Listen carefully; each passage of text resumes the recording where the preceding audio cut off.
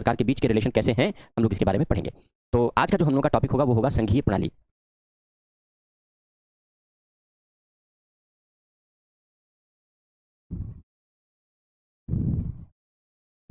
Federal system.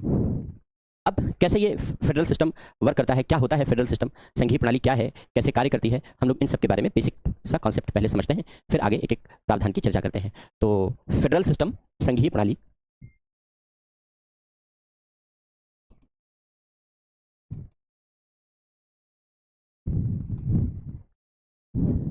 Basically जब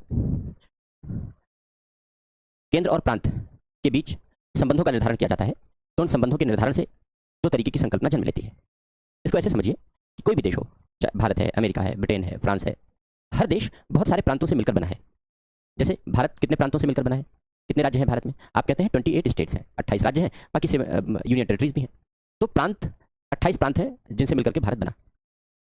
America में कितने प्रांत हैं, अमेरिका में कितने राज्य हैं, 50 राज्य हैं, यानी अमेरिका 50 राज्यों से मिलकर के बना है।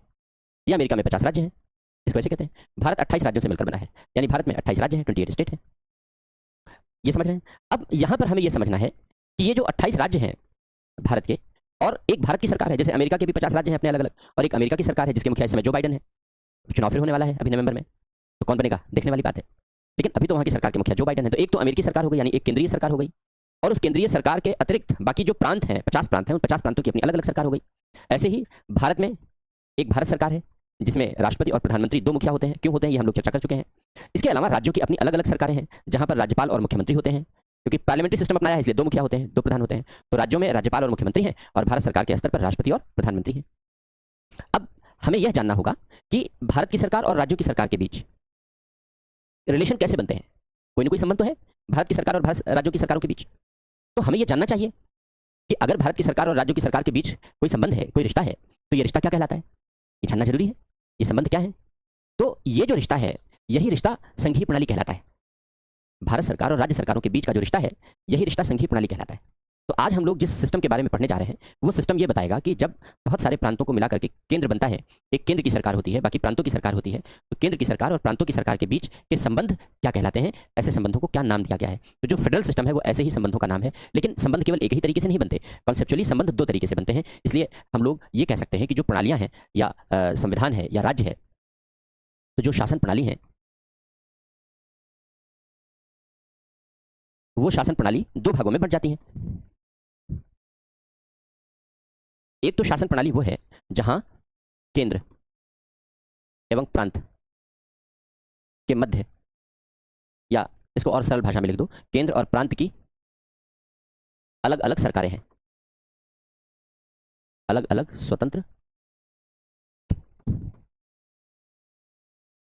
एक तो शासन प्रणाली वो होगी जहां केंद्र की अपनी अलग सरकार है और प्रांत की अपनी अलग सरकार है जो केंद्र से स्वतंत्र होकर के काम करती है। एक दूसरी प्रणाली ऐसी हो सकती है जहां समस्त शक्ति केंद्र में निहित हो, समस्त शक्ति केंद्र में निहित हो, और स्वतंत्र रूप से राज्यों की सरकार न हो, स्वतंत्र रूप से राज्यों की सरकार ना हो। इसका मतलब यह है कि राज्य केंद्र के अधीनस्थ हो, राज्य केंद्र के अधीन हो। तो दो तरीके का सिस्टम जन्म लेता है। एक तो यह है कि भाई केंद्र और प्रांत हैं, तो ऐसा तो हो नहीं सकता कि प्रांतों को सारी शक्तियां दे दें, तब तो अपनी अपनी डबली अपना अपना राज, सारे प्रांत अलग हो जाएंगे, तो ऐसा तो पॉसिबल है नहीं। तो एक तरीका यह है कि केंद्र और प्रांतों के बीच विषयों का बंटवारा कर दिया जाए और ये सब अपनी अलग अलग सरकारें बनाए और चलाएं। तो केंद्र और प्रांत की अपनी अलग अलग सरकार होगी। जैसे भारत, अमेरिका, कनाडा इत्यादि, ये सब ऐसी ही इकाइयां हैं। हमारे यहाँ भारत सरकार अलग है, प्रांतों की सरकार, राज्यों की सरकार अलग है। दोनों अलग अलग विषय पर शासन करेंगे। इसके लिए 7th शेड्यूल कॉन्स्टिट्यूशन में बना दिया गया है, 7वीं अनुसूची बना दी गई है। उसमें लिख दिया गया है कि किस पर भारत सरकार कार्य करेगी और किस पर राज्य सरकार कार्य करेगी, जिससे कि कोई विवाद की गुंजाइश न बचे। तो दो अलग अलग तरीके की स्वतंत्र सरकारें काम करती हैं। जबकि वहीं पर ब्रिटेन, फ्रांस आदि ऐसे देश हैं, ब्रिटेन, फ्रांस आदि ऐसे देश हैं जहां राज्यों की कोई अलग सरकार नहीं होती, प्रांतों की कोई अलग सरकार नहीं होती, बल्कि एक ही सरकार होती है, और वह है केंद्र की सरकार। प्रांत होते हैं लेकिन प्रांत की कोई सरकार नहीं होती। प्रांत केंद्र के अधीनस्थ होते हैं, प्रशासनिक एजेंट होते हैं। प्रांत होंगे क्योंकि प्रांतों के बिना तो मिलकर देश बनेगा ही नहीं। देश को अलग अलग हिस्सों में बांटेंगे तो प्रांत बनेगा। तो प्रांत तो बनेंगे ही, लेकिन जो प्रांत की सरकारें हैं वो भारत की तरीके से स्वतंत्र नहीं है, बल्कि प्रांत केंद्र के अधीनस्थ होता है, सबऑर्डिनेट होता है, उसका एजेंट होता है, उसका एडमिनिस्ट्रेटिव एजेंट होता है। प्रांत के पास स्वतंत्र रूप से निर्णय लेने, कार्य करने की कोई स्वतंत्रता नहीं होती। जो केंद्र कहेगा बस आंख बंद करके उसे लागू करना है। केंद्र जो कहेगा आंख बंद करके उसे लागू करना है, अपना दिमाग नहीं चलाना है, अपना दिमाग नहीं लगाना है। तो एक इस तरीके की शासन व्यवस्था भी जन्म लेती है, शासन प्रणाली जन्म लेती है, जिसको जैसे ब्रिटेन, फ्रांस, इन सब देशों में ऐसी ही व्यवस्था है। इन दोनों व्यवस्थाओं को अलग अलग नाम दिया जाता है। जो ऐसी शासन प्रणाली है जहां केंद्र और प्रांत की अलग अलग स्वतंत्र सरकारें होती हैं, ऐसी शासन प्रणाली को फेडरल सिस्टम कहते हैं। हिंदी में भी फेडरल लिखो या संघीय, परिसंघीय, बहुत सारे शब्द मिलते हैं हिंदी में, कुछ भी कह सकते हो, संघीय है, परिसंघीय है, कुछ भी। फेडरल भी लिखोगे तो ठीक रहेगा, कोई बुरा नहीं है, अच्छा शब्द है फेडरल। हिंदी में भी फेडरल ऐसे लिखो, संघीय परिसंघीय के बजाय। तो ऐसी प्रणाली फेडरल सिस्टम कहलाती है। ऐसा राज्य फेडरल स्टेट कहलाता है, और इस राज्य के लिए जो संविधान बनाते हैं उसे फेडरल कॉन्स्टिट्यूशन कहते हैं। फेडरल संविधान कहते हैं, या संघीय संविधान, परिसंघीय संविधान, कुछ भी कह लो हिंदी में। फेडरल कॉन्स्टिट्यूशन या संघीय या परिसंघीय संविधान कहते हैं। तो भारत संघीय शासन प्रणाली की स्थापना करता है, जहां संघीय संविधान अपनाया गया है, फेडरल कॉन्स्टिट्यूशन अपनाया गया है। वहीं दूसरी ओर जहां पर ऐसे लक्षण पाए जाते हैं कि राज्यों की अपनी स्वतंत्र सरकार बनाई ही ना जा सके, राज्य केंद्र के एजेंट के रूप में कार्य करने के लिए बाध्य हों, ऐसी शासन प्रणाली को यूनिटरी सिस्टम कहते हैं, या यूनिटरी स्टेट कहते हैं, यानी एकात्मक प्रणाली या राज्य कहेंगे। और ऐसे कॉन्स्टिट्यूशन को यूनिटरी कॉन्स्टिट्यूशन कहेंगे, एकात्मक संविधान कहेंगे। इसका मतलब यह हो गया कि ब्रिटेन एकात्मक राज्य है, फ्रांस एकात्मक राज्य है, ब्रिटेन में एकात्मक संविधान है, फ्रांस में एकात्मक संविधान है। इसका अर्थ यह हुआ कि वहां प्रांतों को कोई आज़ादी नहीं है, वहां प्रांतों की कोई अलग सरकार नहीं है। इसके विपरीत भारत और अमेरिका जैसे देश फेडरल सिस्टम है, संघीय प्रणाली है, यानी संघीय राज्य हैं, फेडरल स्टेट हैं। यहां पर जो कॉन्स्टिट्यूशन अपनाया गया है वो कॉन्स्टिट्यूशन फेडरल कॉन्स्टिट्यूशन है, संघीय संविधान है, यानी यहां पर राज्यों की अपनी स्वतंत्र सरकार है, और इस स्वतंत्र सरकार के लिए भी अपना कॉन्स्टिट्यूशनल प्रोविजन है, संवैधानिक प्रावधान है। तो ये दो प्रकार की प्रणालियां हैं, फेडरल सिस्टम और यूनिटरी सिस्टम। हम इस यूनिट में इसी फेडरल सिस्टम और यूनिटरी सिस्टम को ही आधार मान करके सारी चर्चा करेंगे, क्योंकि क्या अभी तो हमने कॉन्सेप्ट बताया कि भाई फेडरल सिस्टम क्या है और यूनिटरी सिस्टम क्या है, लेकिन फिर फेडरल सिस्टम और यूनिटरी सिस्टम को लागू करने में तरह तरह के चैलेंजेस भी आए हैं। लागू करने में कोई भी ऐसा सिस्टम नहीं है जिसमें अकेले केवल फेडरल सिस्टम के लक्षण पाए जाएं। हर सिस्टम में फेडरल सिस्टम में एकात्मक के लक्षण भी दिखलाई पड़ जाते हैं, और जो यूनिटरी सिस्टम है वो फेडरल के भी कुछ लक्षण अडॉप्ट कर लेते हैं, क्योंकि कोई भी शासन प्रणाली अपनी आइडियल स्टेज में रहकर कार्य नहीं कर सकती, अपनी आदर्श अवस्था में, सैद्धांतिक अवस्था में रहकर के कार्य नहीं कर सकती, क्योंकि उसे व्यवहार में तमाम चुनौतियों का सामना करते हुए कार्य करना पड़ता है। तो उन चुनौतियों को ध्यान में रखते हुए उसे एक दूसरे से कॉन्सेप्ट अडॉप्ट करने पड़ते हैं। इसीलिए भारत में भी जब हम लोग संघीय प्रणाली पढ़ेंगे तो हम देखेंगे कि यहाँ संघीय लक्षण भी हैं और एकात्मक लक्षण भी है, लेकिन प्रणाली हमारी फेडरल ही है, प्रणाली हमारी संघीय ही है। तो कैसे, इन सारी बातों की हम लोग चर्चा करेंगे, क्योंकि शुरुआती दौर में संघीय प्रणाली को लेकर के बड़े विवाद उत्पन्न किए गए, और भारत को कुछ लोगों ने संघीय प्रणाली मानने से मना कर दिया। अब उन चिंतकों की अपनी अलग अलग राय हो सकती है, लेकिन हम उनकी राय से संचालित नहीं होंगे। हम तो अपनी शासन व्यवस्था को अपने संविधान और कॉन्सेप्ट के नजरिए से देखेंगे। तो इन्हीं सारी बातों को ध्यान में रखते हुए इसी डिस्कशन को हम लोग आगे बढ़ाएंगे। तो अब हम ये जानेंगे कि जो फेडरल सिस्टम है, ये फेडरल सिस्टम बेसिकली, जो फेडरल प्रणालियां हैं वो 3 भागों में बढ़ जाती हैं। पहला कन्फेडरेशन, दूसरा फेडरेशन, तीसरा यूनियन। कन्फेडरेशन, हिंदी में महासंघ कह लो, कुछ भी कह लो। फेडरेशन, परिसंघ, और यूनियन, संघ। ये फेडरल है ही। तो जो फेडरल सिस्टम है वो 3 रूपों में व्यवहार में पाया जाता रहा है। क्यों? क्योंकि हमने कहा कि जो सिस्टम है, एक तो यूनिटरी सिस्टम हो गया जहां सारी शक्तियां केंद्र में निहित हो गई, प्रांतों के पास आज़ादी है ही नहीं। जब प्रांतों के पास आज़ादी नहीं है तो सारी शक्ति केंद्र के पास है, केंद्र अपनी मर्जी से काम चलाएगा, केंद्र अपनी मर्जी से काम करेगा। दूसरी चीज, केंद्र और प्रांत में अलग अलग सरकारें होंगी, तो केंद्र अपनी मर्जी से अकेले काम नहीं कर सकता। कहीं पर केंद्र की मर्जी चलेगी, कहीं पर राज्यों की मर्जी चलेगी, दोनों की अपनी अलग अलग मर्जी चलेगी, दोनों अपनी अलग अलग सरकारें चलाएंगी। किन विषयों पर केंद्र काम करेगा, किन विषयों पर राज्य काम करेगा, इसके लिए विषयों का बंटवारा करना पड़ेगा। कुछ विषयों पर केंद्र को अधिकार देंगे, कुछ विषयों पर राज्यों को अधिकार देंगे। जब ये अधिकार देते हैं केंद्र और राज्य को अलग अलग विषयों पर, तब अब इन अधिकारों में हम कभी केंद्र को शक्तियां ज्यादा देते हैं, कभी प्रांतों को शक्तियां ज्यादा देते हैं, और कभी ये कोशिश करते हैं कि दोनों के बीच एक बैलेंस बना के रखा जाए, एक संतुलन बना के रखा जाए, जिस पर दोनों बातचीत करके सहमत हो जाए। संतुलन में कितना केंद्र को मिलेगा, कितना प्रांत को मिलेगा, ये बहुत स्पष्ट नहीं किया जा सकता। केवल ये कहा जा सकता है कि भाई जिस पर दोनों जिस समझौते पर दोनों सहमत हो जाएं, संतुलन बनाए रखने के लिए उसी आधार पर शक्तियों का बंटवारा होगा। तो इसी आधार पर ये 3 तरीके की संकल्पनाएं जन्म लेती हैं। कन्फेडरेशन वह संकल्पना है जहां प्रांत मजबूत होते हैं और केंद्र कमजोर होता है। इसका मतलब है कि प्रांतों को शक्तियां ज्यादा दी जाती हैं, प्रांतों को शक्तियां ज्यादा दी जाती हैं और केंद्र को शक्तियां कम दी जाती हैं। जब प्रांतों को शक्तियां ज्यादा दी जाएंगी और केंद्र को शक्तियां कम दी जाएंगी, तो ऐसी दशा में प्रांत केंद्र से अलग हो सकते हैं क्योंकि पावर ज्यादा है। सारे प्रांत केंद्र से अलग हो सकते हैं क्योंकि प्रांतों के पास पावर ज्यादा है। तो ऐसा होता है। ये एक मजबूत फेडरल सिस्टम नहीं होता। यहां पर विघटन की संभावना रहती है, बंटने की संभावना रहती है, यानी ये बिखरने की संभावना रहती है, बिखर जाता है। वर्तमान समय में कोई भी कन्फेडरेशन का एग्जाम्पल विश्व में नहीं है। पहले थे, लेकिन जितने कन्फेडरेशन थे सब बिखर गए। यूगोस्लोवाकिया, चेकोस्लोवाकिया, सोवियत संघ, ये सब कन्फेडरेशन के एग्जाम्पल थे।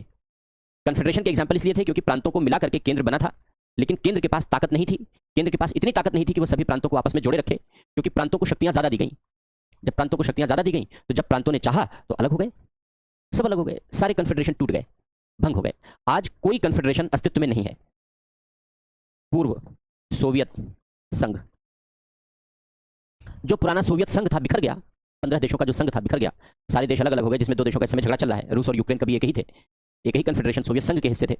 तो ये कन्फेडरेशन कहलाता है, ये महासंघ कहलाता है। इसके ठीक विपरीत यहां तो प्रांत कमजोर हो गए, प्रांत मजबूत हो गए, केंद्र कमजोर हो गया, लेकिन ये तो बिखर जाएगा। तो एक न बिखरने वाली व्यवस्था भी होनी चाहिए। तो न बिखरने वाली व्यवस्था कौन सी होगी? न बिखरने वाली व्यवस्था वो होगी जिसमें केंद्र मजबूत होगा। प्रांतों के पास ताकत ज्यादा नहीं होगी, प्रांत कमजोर होंगे। केंद्र के पास ताकत ज्यादा होगी, केंद्र मजबूत होगा। यानी एक मजबूत केंद्र होगा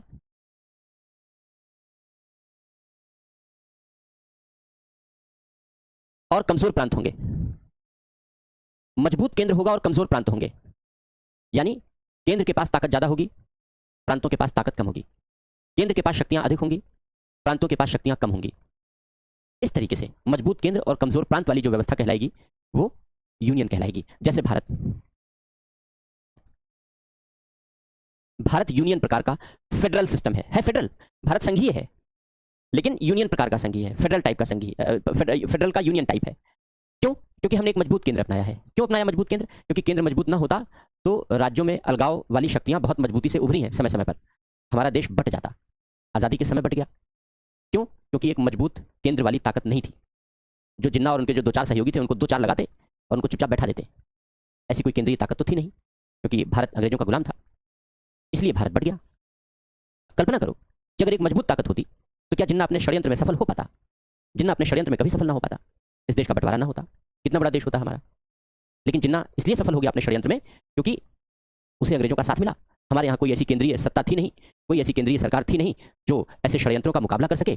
और अंग्रेज तो बांटने पर आमादा थे ही इस देश को, कि बांटो और राज करो। उनकी नीति ही थी कि जितने टुकड़ों में बांट सको उतने टुकड़ों में बांट करके भारत पर राज करो। और भी बंटवारे की साजिश रची गई थी, वो कामयाब नहीं हो पाई। ऐसा नहीं है कि केवल पाकिस्तान ही बंटवारे का एक साजिश का हिस्सा था जिसको जिन्ना लेकर आगे बढ़ा था। जिन्ना ने इस देश को और भी तोड़ने की साजिश की थी। एक आदिवासी पाकिस्तान बनाने की साजिश की गई थी। उस आदिवासी पाकिस्तान में आज का बिहार का ज़्यादा हिस्सा, जो झारखंड वगैरह है, ओडिशा वाला हिस्सा, कुछ छत्तीसगढ़ वाला हिस्सा, ये सब मिला करके जिन्ना ने ये साजिश की थी। बिहार का जो अंग्रेजों ने ये जिम्मेदारी दी थी बिहार के तत्कालीन अंग्रेज गवर्नर को, और बिहार के तत्कालीन अंग्रेज गवर्नर को ये जिम्मेदारी दी कि जिन्ना और जो जनजातियों के नेता हैं उन जनजातियों के नेता के बीच एक नेक्सस बनाओ, एक गठजोड़ बनाओ और भारत को और तोड़ दो। उसका नाम दिया गया था आदिवासी पाकिस्तान। लेकिन ये आदिवासी पाकिस्तान बनने से रह गया। इसलिए रह गया, वैसे तो तैयार हो गए थे, क्योंकि जयपाल सिंह थे आदिवासियों के सबसे बड़े नेता थे उस समय।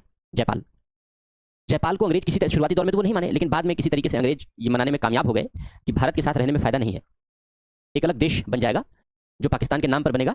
नाम होगा उसका आदिवासी पाकिस्तान, और सारे आदिवासी लोग, सारी जनजातियां उसमें रहेंगे। बात बहुत दिनों तक आगे बढ़ी, क्योंकि अंग्रेजों का साथ था। बिहार के तत्कालीन गवर्नर को ये जिम्मेदारी दी गई थी, तो रिजल्ट तक बात पहुंच गई, यानी आदिवासी पाकिस्तान बनने की, बंटवारे की एक और बात पहुंच गई। लेकिन इसी दौरान क्या हुआ? इसी दौरान जिन्ना ने डायरेक्ट एक्शन डे की घोषणा कर दी, प्रत्यक्ष कार्यवाही दिवस की घोषणा कर दी। ये कम्युनल हिंसा के लिए घोषित किया गया डिक्लेरेशन था। नतीजा ये हुआ कि जिस तरीके से कत्ले आम मचाया गया सड़कों पर, घरों में घुस घुस करके पूरे घर, पूरे मोहल्ले साफ कर दिए गए, जिस तरीके से जिन्ना के डायरेक्ट एक्शन डे के नाम पर शहरों में कत्लेआम मचाया गया, उस कत्लेआम ने जयपाल की आंखें खोल दी। जयपाल को लगा कि जिन्ना तो इतना बदमाश है, इतना क्रूर है, हम तो गलत दिशा में जा रहे थे, हम तो इसका साथ दे रहे थे, ये तो हमारे जनजातियों को भी मरवा डालेगा। नतीजा ये हुआ कि जयपाल तुरंत सतर्क हो गए और उन्होंने अपना हाथ पीछे खींच लिया।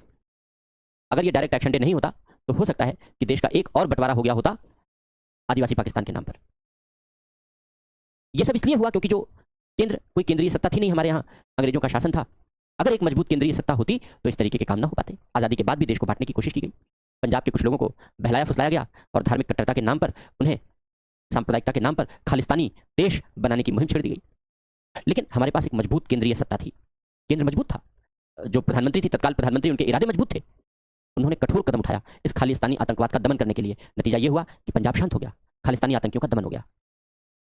जब पाकिस्तान खालिस्तान में सफल नहीं हो पाया, खालिस्तानी आतंकवाद का उसका सपना कामयाब नहीं हो पाया, तो पाकिस्तान ने दूसरी साजिश रची, जम्मू कश्मीर में तोड़फोड़ करने की, जम्मू कश्मीर में हमला करने की।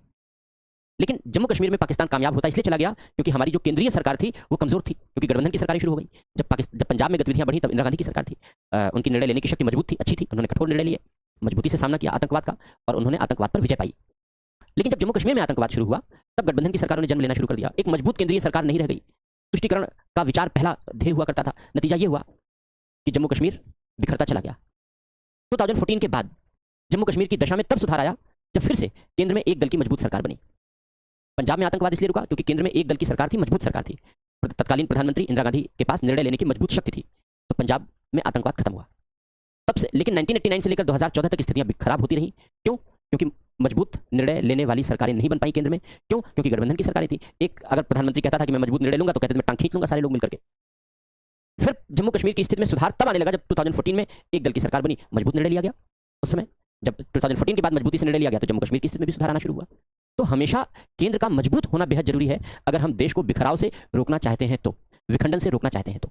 अन्यथा तो विखंडन के बहुत सारी अपॉर्चुनिटीज हैं देश में। देखो मणिपुर में कुकी अलग आंदोलन कर रहे हैं, क्यों? क्योंकि वो अपने लिए अलग राज्य बनाना चाहते हैं और कुछ विदेशी ताकतें तो उन्हें सपोर्ट कर रही हैं कि तुम अपने लिए अलग देश बना लो। तो ऐसी दशा में जहां इतना ज्यादा विखंडन की संभावनाएं हैं वहां मजबूत केंद्र होना जरूरी है। तो मजबूत केंद्र वाली जो व्यवस्था है वो यूनियन कहलाती है। इन दोनों के बीच, क्योंकि कन्फेडरेशन में केंद्र कमजोर है, प्रांत मजबूत है, यूनियन में केंद्र मजबूत है, प्रांत कमजोर है। लेकिन एक तीसरी व्यवस्था है जहां मजबूती और कमजोरी को ध्यान में नहीं रखा जाता। यहां एक समझौता किया जाता है और वो समझौता संतुलन के लिए है। अब यहां पर यह नहीं ध्यान रखा जाता कि किसको मजबूत बनाना है, किसको शक्तियां ज्यादा देनी है। यहां आपस में मिलकर के एक समझौता किया जाता है। उस समझौते के तहत यह तय किया जा सकता है कि किसको पावर ज्यादा देनी है, केंद्र को देना है, प्रांतों को देना है। यह समझौता किया जा सकता है। इसी समझौते से फेडरेशन जन्म लेता है, जैसे अमेरिका। अमेरिका में जब फेडरेशन की शुरुआत हुई, यानी फेडरेशन फेडरल का एक प्रकार है। अगर कहीं यूनियन है वो भी फेडरल है, फेडरेशन है वो भी यूनियन फेडरल है, कन्फेडरेशन है वो भी फेडरल है। तीनों फेडरल सिस्टम के प्रकार हैं। अगर किसी भी देश में तीनों में से कोई भी एक प्रणाली एग्जिस्ट कर रही है तो उस देश में संघीय प्रणाली मानी जाएगी, फेडरल सिस्टम माना जाएगा। तो भारत में भी फेडरल सिस्टम है, अमेरिका में भी फेडरल सिस्टम है। कन्फेडरेशन तो कहीं है ही नहीं है, हमने पहले बताया, सब भंग हो गए क्योंकि केंद्र कमजोर होते हैं। तो अमेरिका में जब फेडरेशन बना तो अमेरिका में स्टेट्स ने शुरुआत की, राज्यों ने शुरुआत की। क्यों राज्यों ने शुरुआत की? क्योंकि यूरोपीय देश बार बार अमेरिका पर हमला कर देते थे। छोटे छोटे देश थे अमेरिका में, राजशाहियों राजा थे, उन सब पर मजबूत नौसेना थी, यूरोपीय लोग, ब्रिटेन, फ्रांस, इन सब के पास। नतीजा ये होता था कि वो बार बार इन देशों पर हमला कर देते थे। इन देशों ने, छोटे छोटे देशों ने मिलकर के ये तय किया कि क्यों ना ऐसा करें कि जब कोई विदेशी हमला हो तो हम सब मिलकर के एक साथ मुकाबला करें, और अगर हम सब मिलकर के एक साथ मुकाबला करेंगे विदेशी हमले का तो ये विदेशी हमलावर भाग जाएंगे, हम सुरक्षित हो जाएंगे। तो सारे लोगों को ये बात पसंद आई। 13 देशों ने मिलकर के, आज अमेरिका के वो प्रांत हैं, अब उनकी संख्या 50 हो गई, लेकिन शुरुआत में 13 देशों ने अमेरिका में मिलकर के, 13 रियासतों ने मिलकर के ये तय किया कि हम लोग अपना एक मजबूत गठबंधन बनाते हैं। उस गठबंधन को अपनी सुरक्षा की जिम्मेदारी दे देते हैं और उसको सारी शक्तियां दे देते हैं। विदेशी मामले तुम देखो, हमारी सुरक्षा की जिम्मेदारी तुम देखो, बाकी मामलों में हम आजाद रहेंगे, बाकी मामलों में तुम हस्तक्षेप मत करना। यानी प्रांतों ने पहल की तो प्रांतों ने अपने पास ज्यादा अधिकार रख लिए, प्रांतों ने अपने पास ज्यादा शक्तियां रखी और केंद्र को कहा कि बाहरी हमलों से सुरक्षा और बाकी सारे विदेशी मामले तुम्हारी जिम्मे है, तुम्हें निपटना है, हम पर कोई हमला नहीं होना चाहिए, जो सहयोग चाहिए हम लोग देंगे, लेकिन बाकी ये काम तुम्हारा है। नतीजा ये हुआ कि इस तरीके से अमेरिका में एक केंद्रीय सरकार का जन्म हुआ, जिसे आज अमेरिका के नाम से जानते हैं हम लोग, अमेरिकी सरकार के नाम से जानते हैं। धीरे धीरे जो वहाँ पर अन्य प्रांतीय इकाइयाँ थी, क्षेत्रीय इकाइयाँ थी, उनको लगा कि ये गठबंधन तो बढ़िया है, सुरक्षा देने वाला कवच है। नतीजा ये हुआ कि बाकी भी शामिल होने शुरू हो गए और इस तरीके से 50 राज्यों ने मिलकर के अमेरिका में फेडरेशन बना लिया। तो इस तरीके से अमेरिकी फेडरेशन बना। हमारे यहाँ भारत में जो संघीय प्रणाली जन्मी, भारत में संघीय प्रणाली इस तरीके से नहीं जन्मी जैसे अमेरिका में जन्मी, क्योंकि अमेरिका में तो राज्यों ने समझौता किया केंद्र से कि भाई देखो तुमको केवल उतनी शक्तियां दे रहे हैं, बाद में ज्यादा मत मांगना। लेकिन भारत में तो अंग्रेजों का शासन था। अंग्रेजों के इस शासन में जब हमें आज़ादी मिली तो आज़ादी के बाद हमने संघीय प्रणाली के आधार पर शासन व्यवस्था बनाने का निर्णय लिया। लेकिन अब संघीय प्रणाली के आधार पर हमारे यहाँ शासन व्यवस्था कैसे बने, इसके लिए ये तय किया गया कि भाई जो देशी रियासतें हैं और जो ब्रिटिश प्रांत हैं उन सबको मिलाकर के एक मजबूत केंद्र बनाया जाएगा और केंद्र के पास पावर ज्यादा होगी, क्योंकि भारत विविधताओं से भरा देश है और यहाँ विखंडनकारी ताकतें जन्म ले सकती हैं। उनका मुकाबला करने के लिए, उनका दमन करने के लिए, उनको समाप्त करने के लिए केंद्र का मजबूत होना जरूरी है। इसलिए हमने यूनियन प्रकार की प्रणाली अपनाई। अब कैसे अपनाई, हम लोग इसी बात का यहाँ पर परीक्षण करते हैं, भारतीय संघीय प्रणाली का परीक्षण। अब भारतीय संघीय प्रणाली का परीक्षण करेंगे, लेकिन उससे पहले हम लोग ये जानेंगे कि जो संघीय प्रणाली है उस संघीय प्रणाली का की विशेषता क्या होती है, एकात्मक की क्या विशेषता होती है, इन सारी बातों के विषय में हम लोग चर्चा करेंगे। तो संघीय प्रणाली की विशेषता,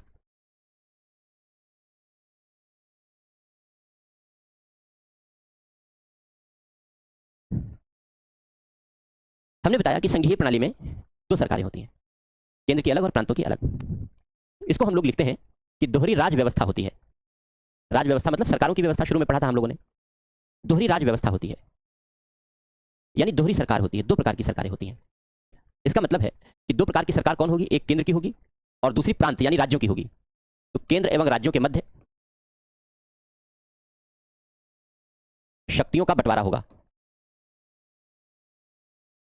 भाई जब दोहरी प्रणाली होगी, केंद्र की अलग और प्रांतों की अलग, राज्यों की अलग, तो विषयों का बंटवारा भी करना होगा कि किस विषय पर केंद्र सरकार चलाएगा, किस विषय पर राज्य सरकार चलाएगा। अब अगर दोहरी शासन प्रणाली है, दोहरी राज व्यवस्था है, दोहरी शासन प्रणाली है, तो ये बंटवारा कहीं लिखना भी होगा। ऐसी जगह लिखना होगा जिसका उल्लंघन कोई न कर सके। तो ऐसी व्यवस्था जिसका कोई उल्लंघन न कर सके उसको हम लोग संविधान कहते हैं। शुरू में पढ़ा है, सर्वोच्च कानून होता है। तो एक संविधान होना चाहिए। कैसा संविधान होना चाहिए? सर्वोच्च होना चाहिए, जिससे संविधान में जो बात लिख दी जाए उसका उल्लंघन ना हो। इसके अलावा लिखित संविधान होना चाहिए। लिखित संविधान इसलिए होना चाहिए कि केंद्र के पास क्या शक्तियां होंगी, राज्यों के पास क्या शक्तियां होंगी, ये बंटवारा लिखा होना चाहिए, ये बंटवारा मेंशन होना चाहिए, लिखित संविधान होना चाहिए। इसके अलावा कठोर संविधान होना चाहिए। कठोर संविधान का मतलब क्या है कि जो केंद्र और प्रांतों के बीच शक्तियों का बंटवारा किया गया, यह भी सुनिश्चित होना चाहिए कि इस बंटवारे में कोई गड़बड़ी ना हो। ऐसा ना हो कि आगे चलकर कोई मनमाने तरीके से इस बंटवारे में फेरबदल कर सके, इस पर भी अंकुश लगना चाहिए। तो कठोर संविधान होना चाहिए, यानी इसमें आसानी से परिवर्तन नहीं आना चाहिए। और दोहरा संविधान होना चाहिए। दोहरा संविधान का मतलब यह है कि केंद्र का अपना अलग संविधान होगा, राज्यों का अपना अलग संविधान होगा। क्योंकि दोहरी शासन प्रणाली है ना, तो दोहरी शासन प्रणाली है, केंद्र की अलग, राज्यों की अलग। तो केंद्र की शासन प्रणाली के लिए केंद्र का संविधान हो और राज्यों की शासन प्रणाली के लिए राज्यों का अपना अलग संविधान हो। जैसे अमेरिका में है, हर राज्य का अपना अलग अलग संविधान है। 50 राज्य हैं, तो अमेरिका में कुल 51 संविधान है। एक अमेरिका का संविधान, बाकी 50 राज्यों के अपने अलग अलग संविधान। हमारे यहाँ जम्मू कश्मीर का अपना केवल एक अलग लिखित संविधान था पहले, अब 2019 से वो खत्म कर दिया गया। हमारे यहाँ एक ही संविधान है। क्यों? अभी हम लोग चर्चा करेंगे। तो दोहरा संविधान है। अब दोहरा संविधान है, तो इस दोहरे संविधान के अंतर्गत जो लोग हैं, नागरिक हैं, उन्हें दोहरी व्यवस्था में दोहरे अधिकार भी दिए जाएंगे। प्रांत यानी राज्यों के द्वारा अपने संविधान के अनुसार उन्हें अलग अधिकार दिए जा सकते हैं और केंद्र के संविधान के अनुसार उन्हें अलग अधिकार दिए जा सकते हैं। इसका मतलब यह है कि केंद्र और राज्य दोनों अलग अलग अधिकार दे सकते हैं। राज्य अपने अपने संविधान बना करके अलग अलग अधिकार का निर्माण कर सकते हैं। इसका मतलब यह है कि एक प्रांत, जैसे मान लो अमेरिका में टेक्सास एक प्रांत है, कैलिफोर्निया दूसरा प्रांत है, तो टेक्सास के रहने वाले लोगों के अधिकार कुछ होंगे और कैलिफोर्निया में रहने वाले लोगों के अधिकार कुछ होंगे। जो लोग टेक्सास में रहते हैं वो कैलिफोर्निया में नौकरी नहीं कर सकते, ऐसी भी शर्तें लगाई जा सकती हैं। जो लोग टेक्सास में रहते हैं वो कैलिफोर्निया में जमीन नहीं खरीद सकते, ऐसी भी शर्तें लगाई जा सकती हैं। क्यों? क्योंकि प्रांतों का अपना संविधान है, प्रांत अपने हिसाब से निर्णय लेंगे। हमारे यहाँ ये व्यवस्था नहीं है। हम तो किसी भी प्रदेश के रहने वाले हो, दूसरे देश में जाकर के जमीन खरीद सकते हैं, मकान बना सकते हैं, रह सकते हैं, व्यापार कारोबार कर सकते हैं। लेकिन जहां दोहरा संविधान होगा वहां ऐसी व्यवस्था निर्मित की जा सकती है, यानी उसको हम कहते हैं दोहरी नागरिकता। ऐसे लक्षणों को कहते हैं दोहरी नागरिकता, कि हमेशा दोहरी नागरिकता पाई जाती है, दोहरी नागरिकता पाई जाएगी।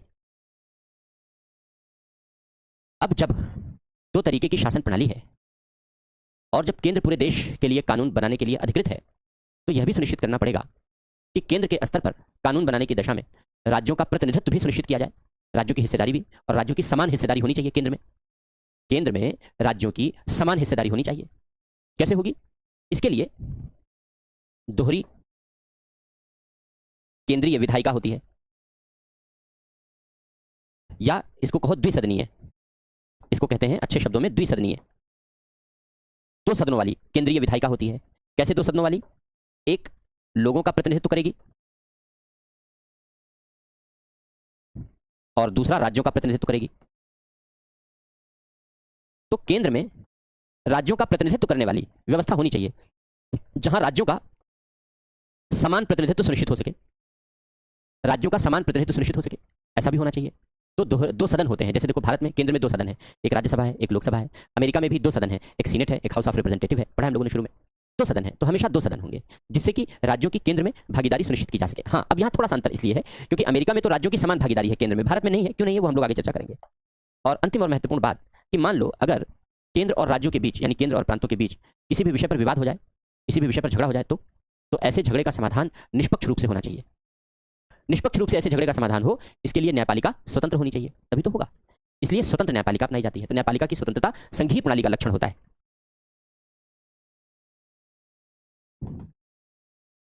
स्वतंत्र एवं निष्पक्ष न्यायपालिका अपने यहाँ भी अपनाई गई है, लिखा है हमने कि स्वतंत्रता के लिए क्या क्या उपाय किए गए हैं, क्या क्या प्रावधान किए गए हैं। तो स्वतंत्र और निष्पक्ष न्यायपालिका अपनाई जाती है, ये लक्षण है संघीय प्रणाली के, फेडरल सिस्टम के।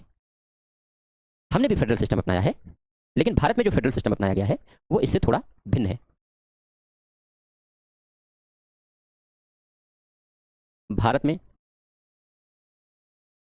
संघीय प्रणाली के लक्षण या विशेषताएं, कुछ भी कह लो,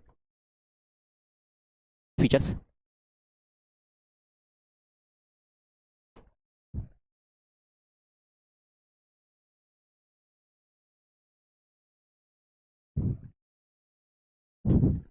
ये जो 9 विशेषताएं हैं हमने लिखी हैं संघीय प्रणाली की, इन 9 विशेषताओं में से ये 2 विशेषताएं हैं छठी और 7वीं नंबर की, यानी दोहरी नागरिकता और दोहरा संविधान हटा दीजिए तो बाकी सारी विशेषताएं भारतीय संविधान में मौजूद हैं। इसलिए मैंने लिख दिया 9 - 6 + 7। इन 9 विशेषताओं में से छठी विशेषता और 7वीं विशेषता, इन दोनों को माइनस कर दो तो सारी विशेषताएं भारतीय संविधान में पाई जाती हैं। अब इसको लिख लेना, थोड़ी सी जगह छोड़ देना, लिख लेना कि भारतीय संविधान में कौन कौन सी संघीय विशेषताएं हैं। लेकिन समझने के लिए ये याद रखना कि ये 2 संघीय विशेषताएं नहीं है, बाकी हैं। क्यों नहीं है दोनों संघीय विशेषताएं? मैंने बताया आपको कि अमेरिका में हर राज्य का अपना अलग अलग संविधान है। क्यों? क्योंकि अमेरिका में राज्यों ने पहल की थी फेडरल सिस्टम बनाने के लिए, फेडरेशन बनाने के लिए। तो अमेरिका में राज्यों ने कहा कि भाई हमारे अधिकारों पर कोई प्रहार नहीं होना चाहिए, हमारे पास आज़ादी ज़्यादा रहनी चाहिए, इसलिए हम अपनी आज़ादी के लिए अपना अलग संविधान बनाएंगे। तो राज्यों ने मिलकर के ये समझौता कर लिया और राज्यों ने अपने पास ज़्यादा अधिकार रखे, ज़्यादा आज़ादी रखी। तो पहल राज्यों ने किया था, क्योंकि स्टेट ने पहल किया था, इसलिए वहां पर राज्यों का, हर राज्य का अपना अलग अलग संविधान है और सब में अलग अलग बातें हैं। हमारे यहाँ ऐसी परिस्थिति नहीं थी कि हमारे यहाँ स्टेट इनिशिएटिव लेते हैं, हमारे यहाँ तो केंद्र ने पहल की थी। एक बात। दूसरी बात, अलग अलग संविधान होने से अलग अलग तरीके की व्यवस्थाएं जन्म लेती हैं। अब अमेरिका में किसी राज्य के बारे में, न्यूयॉर्क के बारे में, कैलिफोर्निया के बारे में पढ़ना है तो हर राज्य का अलग अलग संविधान पढ़ना पड़ेगा। एक रूपता नहीं होती, यूनिफॉर्मिटी नहीं होती।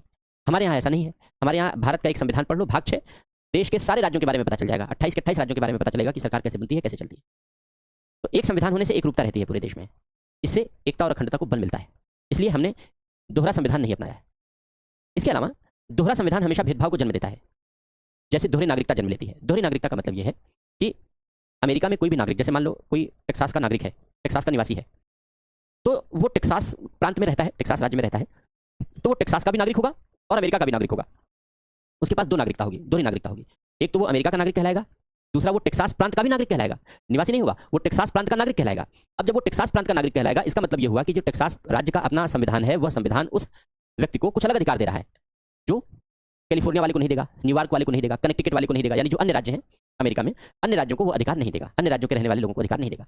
यानी अमेरिका में एक राज्य दूसरे राज्य के निवासियों के साथ भेदभाव कर सकता है, नौकरी देने के संबंध में, व्यापार कारोबार देने के संबंध में, जमीन खरीदने के संबंध में, बसने के संबंध में भेदभाव कर सकता है। और यही भेदभाव करने के लिए जो कॉन्सेप्ट है वो दोहरी नागरिकता है। दोहरी नागरिकता यही भेदभाव का अवसर देता है कि अमेरिका में एक राज्य दूसरे राज्य के निवासियों के साथ ये सारे भेदभाव कर सकता है। लेकिन इससे तो पूरे देश में भाईचारा खराब हो जाएगा। ये भाईचारा ना खराब हो, देश की एकता और अखंडता मजबूत बनी रहे, इसीलिए भारत में दोहरी नागरिकता का कॉन्सेप्ट नहीं अपनाया गया। हमने सिंगल सिटीजनशिप अपनाई, एक नागरिकता की अवधारणा अपनाई। हम किसी भी राज्य के निवासी हो सकते हैं, यूपी, एमपी, बिहार, तमिलनाडु, केरल, मणिपुर, हम किसी भी राज्य के निवासी हो सकते हैं, लेकिन नागरिक हम उस राज्य के नहीं हो सकते। हमारी नागरिकता एक ही होगी, वो है भारतीय। हम भारत के नागरिक कहलाएंगे। राज्यों को किसी निवासी को अलग से नागरिकता देने का अधिकार नहीं होगा। इसका मतलब यह है कि हमारे यहाँ कोई राज्य दूसरे राज्य के निवासियों को नौकरी करने, व्यापार कारोबार करने, जमीन खरीदने, मकान बनने, बसने, रहने, इनके ऊपर कोई प्रतिबंध नहीं लगा सकता, इनके आधार पर कोई भेदभाव नहीं कर सकता। आप यूपी में हैं, बिहार पीसीएस का फॉर्म आया, बीपीएससी का फॉर्म आया, तुरंत भर देते हैं। बिहार में रह रहे हैं, राजस्थान का फॉर्म आया, एमपी का फॉर्म आया, तुरंत भर देते हैं। कहीं भी आप जाइए, फॉर्म भरिए और जहां नौकरी मिल जाए नौकरी कीजिए। क्यों? क्योंकि हमारे यहाँ इस तरीके का भेदभाव नहीं है। और इस तरीके का भेदभाव रोकने के लिए ही हमने एकल नागरिकता अपनाई है कि हम देश के किसी भी हिस्से में रहने वाले हों, लेकिन हम नागरिक भारत के होंगे। उस प्रांत के निवासी हो सकते हैं, उस राज्य के रहने वाले हो सकते हैं, नागरिक नहीं होंगे, सिटीजन नहीं होंगे। तो ये संघीय प्रणाली की विशेषताएं हैं, लक्षण हैं, जिनमें से ये छठे और 7वें को छोड़ करके, क्यों छोड़ना है, क्यों छोड़ा गया है, मैंने बताया आपको, हमारे यहाँ भारत में पाए जाते हैं। अब हम लोग भारत की संघीय प्रणाली का परीक्षण करेंगे।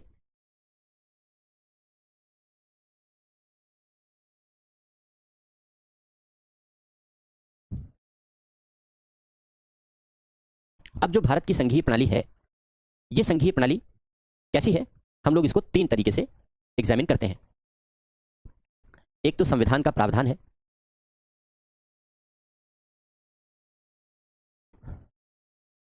दूसरा संविधान सभा का दृष्टिकोण है, तीसरा उच्चतम न्यायालय का निर्णय है। इन 3 आधारों पर हम भारतीय संघीय प्रणाली का परीक्षण कर रहे हैं, एग्जामिन कर रहे हैं। क्यों कर रहे हैं? क्योंकि हमारी संसदीय प्रणाली को लेकर के तरह तरह के आरोप प्रत्यारोप लगाए जाते रहे हैं। कौन कौन से कैसे, अभी हम लोग चर्चा करेंगे। पहले इस बात की चर्चा कर लेते हैं, हमारी संघीय प्रणाली का स्वरूप क्या होगा, हमारी संघीय प्रणाली का नेचर कैसा होगा। ये 3 बातों से क्लियर हो जाता है। पहला, संविधान का प्रावधान, आर्टिकल 1। आर्टिकल 1 कहता है कि भारत अर्थात इंडिया राज्यों का संघ होगा। भारत अर्थात इंडिया राज्यों का एक संघ होगा। Bharat that is India shall be a union of states. Bharat क्या होगा? यूनियन ऑफ स्टेट होगा। अमेरिका को कहा गया कि वो फेडरेशन ऑफ स्टेट होगा। अमेरिका को कहा गया वो फेडरेशन ऑफ स्टेट होगा। भारत को कहा गया यूनियन ऑफ स्टेट होगा। तो अमेरिका के कॉन्स्टिट्यूशन से पता चलता है कि अमेरिका में फेडरेशन अपनाया गया है, क्योंकि वो फेडरेशन ऑफ स्टेट लिखता है अपने आप को। हमने अपने कॉन्स्टिट्यूशन में इसको यूनियन ऑफ स्टेट लिखा है पहले अनुच्छेद में, तो इसका मतलब हमने यूनियन प्रकार अपनाया है। फेडरेशन और यूनियन दोनों फेडरल के प्रकार हैं, अभी समझा है, संघीय प्रणाली के प्रकार हैं। इसलिए अमेरिका में, भारत में दोनों में संघीय प्रणाली है। हमारे यहाँ यूनियन प्रकार है, एक मजबूत केंद्र वाली व्यवस्था है, और अमेरिका में फेडरेशन है, यानी उन्होंने एक समझौता किया है, समझौते के आधार पर शक्तियां बांटी हैं। दूसरा, संविधान सभा का दृष्टिकोण। जब संविधान सभा में इस विषय पर डिस्कशन किया जा रहा था, चर्चा की जा रही थी, तो संविधान सभा के कुछ सदस्य ये चाहते थे कि जैसे अमेरिका में फेडरेशन अपनाया गया है वैसे हम भी फेडरेशन की तरफ आगे बढ़ें। लेकिन डॉक्टर अंबेडकर ने साफ तौर पर मना कर दिया। उन्होंने कहा नहीं, हम अमेरिकी फेडरेशन नहीं हो सकते और हम अमेरिकी फेडरेशन जैसे कॉन्सेप्ट को नहीं अपना सकते। हमारे लिए यूनियन बेस्ट फिट है और हम यूनियन ही अपनाएंगे। इसलिए उन्होंने संविधान सभा में ये कहा कि जो हमने ड्राफ्ट में लिखा है, हमने जानबूझकर लिखा है। डॉक्टर अंबेडकर ने कहा कि हमने जानबूझकर यूनियन प्रकार की संघीय प्रणाली अपनाई है, जानबूझकर हमने भारत को यूनियन बनाया है। क्यों? क्योंकि यूनियन एक मजबूत केंद्र की स्थापना करता है। यूनियन एक मजबूत केंद्र की स्थापना करता है, और भारत विविधताओं से भरा देश है जहां भविष्य में विखंडनकारी शक्तियां जन्म ले सकती हैं। कितने विजनरी थे हमारे लीडर, हमारे नेता डॉक्टर अंबेडकर, कितने विजनरी थे। उन्होंने कहा कि जहां विखंडनकारी शक्तियां भारत में भविष्य में जन्म ले सकती हैं, भारत को तोड़ने वाली शक्तियां जन्म ले सकती हैं, ऐसी ताकतों का मजबूती से मुकाबला करने के लिए, सामना करने के लिए केंद्र का मजबूत होना जरूरी है। और फेडरल सिस्टम में यूनियन ही ऐसी व्यवस्था है जो एक मजबूत केंद्र की स्थापना पर बल देती है। इसलिए हमने जानबूझकर यूनियन प्रकार अपनाया है, यूनियन प्रकार की संघीय प्रणाली हमने अपनाई है। डॉक्टर अंबेडकर ने साफ तौर पर संविधान सभा में यह घोषणा कर दी। संविधान सभा के कुछ सदस्यों ने कहा कि अगर इतनी सी बात है कि प्रांतों को केंद्र से अलग नहीं होना है, विखंडन नहीं होना है, तो अमेरिका में भी यही है, क्योंकि अमेरिका में भी वहां के प्रांत फेडरेशन से अलग नहीं हो सकते। तो डॉक्टर अंबेडकर ने इसका भी जवाब दिया। डॉक्टर अंबेडकर ने कहा यह बात ठीक है कि भारत में भी प्रांत केंद्र से अलग नहीं हो सकते और अमेरिका में भी प्रांत केंद्र से अलग नहीं हो सकते, लेकिन दोनों में अंतर है। अंतर यह है कि अमेरिका में यह बात समझौते के तहत बतानी पड़ी है, समझौता करना पड़ा है केंद्र की सरकार को प्रांतों के साथ कि हम एक साथ रहेंगे, एकजुट रहेंगे, अलग नहीं होंगे। डॉक्टर अंबेडकर ने कहा कि हमारे लिए समझौते की कोई जगह नहीं है, क्योंकि हम एक मजबूत अखंड भारत बनाना चाहते हैं। अखंड भारत का मतलब जहां विखंडन ना हो सके, एक ऐसा अखंड भारत बनाना चाहते हैं, और इस अखंड भारत को बनाने के प्रति राज्यों ने अपनी निष्ठा प्रकट की है। जिन राज्यों ने अपनी निष्ठा प्रकट की है उन्हीं से मिलकर के एक अखंड भारत बना है। इसलिए इस निष्ठा के नाते प्रांत केंद्र से अलग नहीं हो सकते। दूसरी बात, केंद्र को हमने मजबूत पावर दे दी है, मजबूत शक्तियां दे दी हैं कि अगर किसी की निष्ठा डोलने लगे तो तुम डोल जाना, और जब तुम डोलोगे तो उनकी निष्ठा फिर डोलना बंद हो जाएगी। यानी अगर किसी राज्य में विखंडनकारी शक्तियां जन्म ले तो केंद्र को इतना ताकतवर बनाया गया कि केंद्र उन विखंडनकारी शक्तियों का दमन कर सके। जैसे हमने पंजाब में खालिस्तानी ताकतों का दमन किया, कठोरता से दमन किया हमने, और कठोरता से दमन करने में हम कामयाब इसलिए रहे क्योंकि हमारे यहाँ एक मजबूत केंद्र है। नॉर्थ ईस्ट में इंसर्जेंट हैं, तमाम उग्रवादी हैं, उन उग्रवादी संगठनों का दमन करने में हम सफल इसलिए रहे क्योंकि मजबूत केंद्र है हमारे यहाँ। लगभग 10 राज्यों में नक्सलवाद, वाम उग्रवाद फैला हुआ है, उसका भी हम कठोरता से दमन कर रहे हैं। क्यों? क्योंकि मजबूत केंद्र है। अभी कल भारत सरकार ने निर्णय लिया है कि छत्तीसगढ़ में 4000 जवान, यानी 4 बटालियन, एक बटालियन में सीआरपीएफ की एक बटालियन में लगभग 1000 जवान होते हैं, तो सीआरपीएफ की 4 और बटालियन यानी लगभग 4000 जवान छत्तीसगढ़ भेजे जा रहे हैं। क्योंकि छत्तीसगढ़, तेलंगाना और आंध्र प्रदेश और महाराष्ट्र का लगा हुआ सा थोड़ा सा एरिया, ये गढ़ बना हुआ है। अगर इस गढ़ पर हम कब्जा कर लें, थोड़ा सा बहुत मुश्किल है करना, थोड़ा नहीं बहुत मुश्किल है, क्योंकि घने जंगल वाला एरिया है, जो टेरेन है वो बेहद जटिल है। कहीं कहीं इतने घने जंगल है कि सूर्य का प्रकाश धरती तक नहीं पहुंचता है। ऐसे घने जगहों पर ऑपरेशन चलाना हमारे सुरक्षा बलों के लिए बेहद खतरनाक है। लेकिन ऑपरेशन चल रहा है। जो सीआरपीएफ के कोबरा कमांडोज हैं वे पूरी शिद्दत के साथ लगे हुए हैं, सीआरपीएफ के जवान लगे हुए हैं, कुछ मेरे स्टूडेंट भी हैं उसमें जो उस अभियान में शामिल हैं, कमांडोज में हैं, कोबरा कमांडोज में हैं। तो कभी कभी उनसे बात होती है तो वो बताते हैं मुझे वहाँ की स्थिति, वहाँ की दशा। तो ऐसी विषम परिस्थितियों में रह करके वे आज भी ऑपरेशन कर रहे हैं, और जिससे कि हम देश को वाम उग्रवाद से, वामपंथी उग्रवाद से, जिसको चीन सपोर्ट कर रहा है, चीन के समर्थन से जो आगे बढ़ रहा है, उसको हम लोग खत्म कर सकें। तो ये तभी संभव है जब हमारे पास एक मजबूत केंद्र है, केंद्र के पास इतनी ताकत है कि वो राज्यों के विरोध का सामना करते हुए भी इस प्रकार की शक्तियों से निपट सके। तो डॉक्टर अंबेडकर ने कहा कि इसीलिए हमने यूनियन प्रकार की संघीय प्रणाली अपनाई है। और तीसरा, उच्चतम न्यायालय का निर्णय, एसआर बोम्मई का जो सुप्रीम कोर्ट का जजमेंट है, वो इस मामले में सबसे प्रभावी जजमेंट माना जाता है। हालांकि इससे पहले ही सुप्रीम कोर्ट ने कहा था कि भारत संघीय संविधान है, फेडरल कॉन्स्टिट्यूशन है, लेकिन एसआर बोम्मई बनाम भारत संघ के मामले में सुप्रीम कोर्ट ने कहा कि भारतीय संविधान तो संघीय है, लेकिन यह संघीय संविधान भी भारतीय संविधान का आधारभूत ढांचा है, बेसिक स्ट्रक्चर है। तो संघीय संविधान को उच्चतम न्यायालय ने अब बेसिक स्ट्रक्चर डिक्लेयर कर दिया है, आधारभूत ढांचा डिक्लेयर कर दिया है। जिस विशेषता को आधारभूत ढांचा डिक्लेयर कर दिया जाता है, बेसिक स्ट्रक्चर डिक्लेयर कर दिया जाता है, उसको संशोधित नहीं किया जा सकता, उनमें परिवर्तन नहीं किया जा सकता। तो ये भारत की संघीय प्रणाली का वर्तमान स्वरूप है। अब इसके बाद भी तरह तरह के संविधान, हमारी संघीय प्रणाली को अलग अलग शब्दों से संबोधित किया जाता रहा है, उसकी चर्चा हम लोग बाद में करेंगे। पहले इतना लिखो, ये जो हमने लिखा है हेडिंग, इसको मैं बोल के लिखाता हूँ आपको। तो हेडिंग है भारत की संघीय प्रणाली का परीक्षण। लिखो, भारत की संघीय प्रणाली का परीक्षण में लिखो, भारत में यूनियन प्रकार की संघीय प्रणाली अपनाई गई है। भारत में यूनियन प्रकार की संघीय प्रणाली अपनाई गई है जो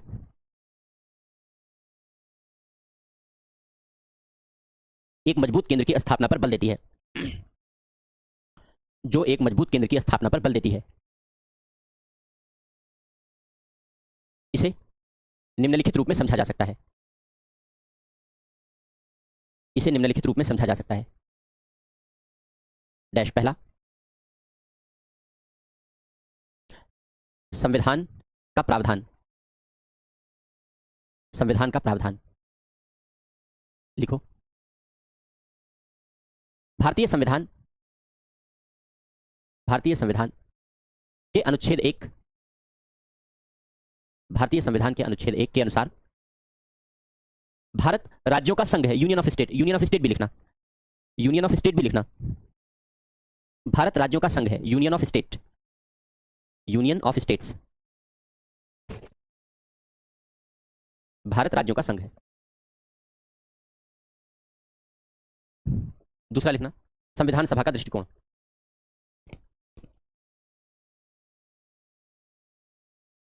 लिखना, संविधान सभा में चर्चा के दौरान, संविधान सभा में चर्चा के दौरान डॉक्टर अंबेडकर ने कहा,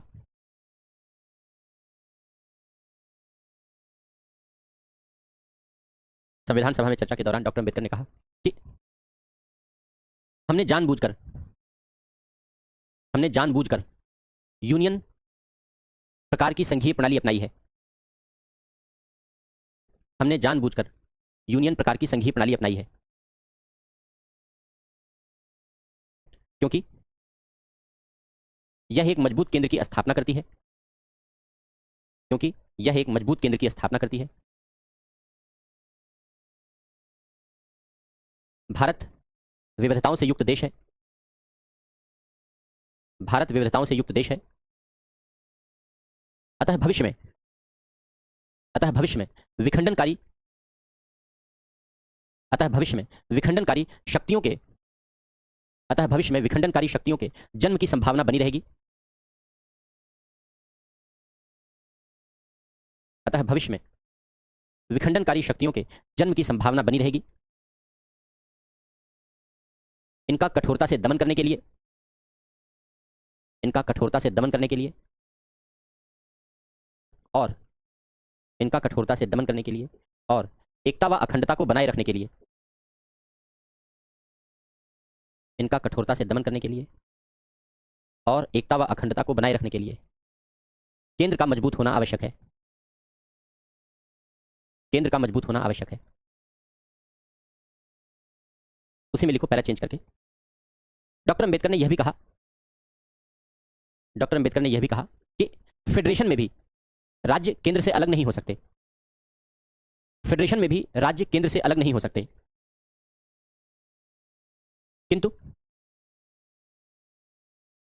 यह समझौते के परिणाम स्वरूप होता है। यह समझौते के परिणाम स्वरूप होता है। केंद्र और प्रांतों को समझौता करना पड़ता है, किंतु यह समझौते के परिणाम स्वरूप होता है। जबकि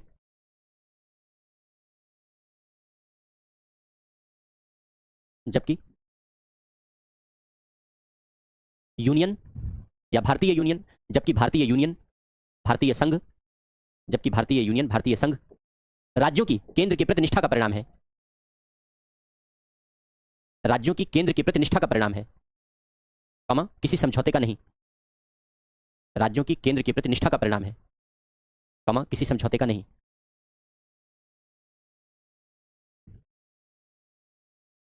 अब अगला लिखना, उच्चतम न्यायालय का निर्णय। उच्चतम न्यायालय का निर्णय लिखो। उच्चतम न्यायालय ने एसआर बोम्मई बनाम भारत संघ के मामले में उच्चतम न्यायालय ने एसआर बोम्मई बनाम भारत संघ के मामले में भारतीय संविधान को संघीय घोषित किया है। भारतीय संविधान को संघीय घोषित किया है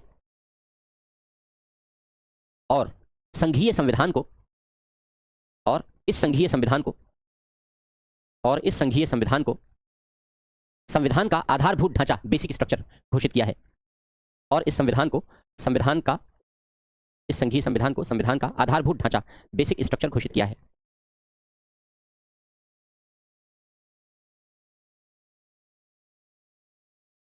अब इसके बाद ये हो गया हम लोग का परीक्षण। अब इसमें हमने बताया कि बहुत सारी टिप्पणियां हैं भारतीय संघीय संविधान के प्रति। जैसे हम लोग कहते हैं कि भाई हमारी जो संघीय प्रणाली है, भारत की संघीय प्रणाली को अलग अलग नामों से पुकारा जाता है। केसी वियर का कहना है कि भारतीय संविधान अर्धसंघ है, क्वासी फेडरल है। अभी बताते हैं इसको। जेनिंग्स का कहना है कि भारतीय संविधान शक्तिशाली केंद्रीकरण की प्रवृत्ति वाला संघ है। मॉरिस जोन्स ने कहा है कि भारतीय संविधान समझौतावादी संघवाद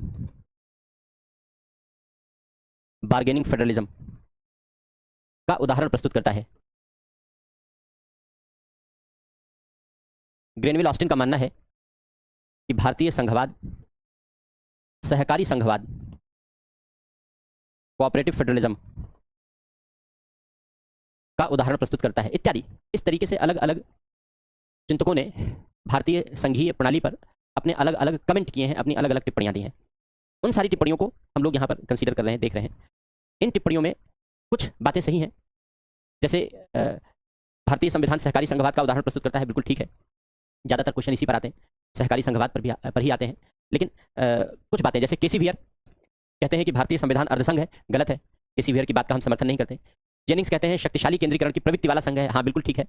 केंद्र को ज़्यादा शक्तियां दी गई हैं, इसका मतलब है केंद्र के पास ज़्यादा पावर है, केंद्र को ज़्यादा शक्तियां दी गई हैं, बिल्कुल सही कहते हैं, क्योंकि डॉक्टर अंबेडकर ने यही कहा था कि हमने एक मजबूत केंद्र अपनाया है। मॉरिस जोन्स समझौतावादी संघवाद की बात करते हैं, कुछ हद तक सही है। कुछ हद तक का मतलब यह है कि जब गठबंधन की सरकारें जन्म लेती हैं तो गठबंधन के दौरान भारत बार्गेनिंग फेडरलिज्म शो करता है। जैसे 2014 से लेकर के 2024 तक भारत में बार्गेनिंग फेडरलिज्म नहीं था। लेकिन 2024 में, क्योंकि 2014 से लेकर और जून 2024 तक, मई 2024 तक एक दल की सरकार थी, तो बार्गेनिंग नहीं थी राज्यों की केंद्र के साथ। लेकिन जैसे गठबंधन की सरकार फिर से बनी, पहले भी 1989 से 2014 तक रह चुकी थी, फिर गठबंधन की सरकार बनी तो राज्य केंद्र से बार्गेन करने लगे, भाई हमको बजट ज़्यादा दो, हमको स्पेशल पैकेज दो, हमको ये दो वो दो। तभी देखो अभी जो बजट आया 2024 का, उसमें बिहार और आंध्र प्रदेश यही दो राज्य छाए थे। बड़ा क्रिटिसाइज भी किया गया, लेकिन सही बात है, गठबंधन बचाने के लिए जो उन्होंने डिमांड की है वो 100% पूरी करनी पड़ेगी, वरना टांग खींच लेंगे। तो बार्गेन करते हैं राज्य। लेकिन एक ही दशा है, जब गठबंधन होता है तब कोalition होती है। कोalition हम लोगों ने पढ़ा है कि जब एक दल की सरकार को बहुमत नहीं मिलता। सहकारी संघवाद है, यह हमारे संविधान का शुरू से फीचर है। क्या है इसकी चर्चा हम लोग करेंगे, लेकिन सबसे पहले हम लोग पढ़ते हैं क्या भारतीय संविधान अर्धसंघ है, क्वासी फेडरल है।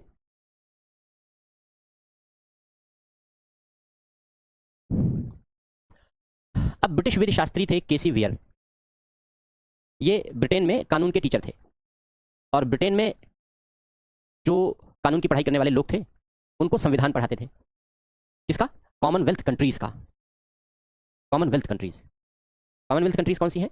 कॉमनवेल्थ देश उन देशों को कहते हैं जो कभी अंग्रेजों के गुलाम रह चुके थे। तो जब सेकेंड वर्ल्ड वार के बाद आज़ादी मिलने लगी उन देशों को, तो अंग्रेजों ने एक चालाकी की, उन्होंने एक राष्ट्रमंडल संघ बनाया, कॉमनवेल्थ एसोसिएशन बनाया। उसमें केवल उन्हीं देशों को रखा जो उनके कभी गुलाम रह चुके थे, जैसे भारत भी उसमें शामिल है।